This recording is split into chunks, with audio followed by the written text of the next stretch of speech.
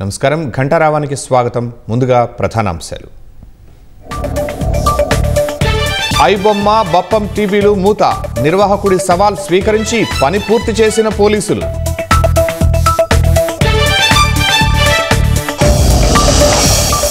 సత్యసాయి శత జయంతి వేళ ముస్తాబవుతున్న పుట్టపర్తి, ప్రధాని మోదీ హాజరు కానుండడంతో విస్తృతంగా ఏర్పాట్లు.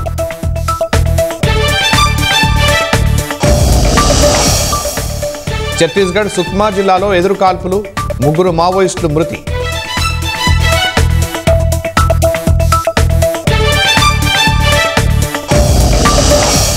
మధ్యప్రదేశ్ గ్వాలియర్ జిల్లాలో రోడ్డు ప్రమాదం, ఇసుక ట్రాక్టర్ను కారు ఢీకొని 5 దుర్మరణం.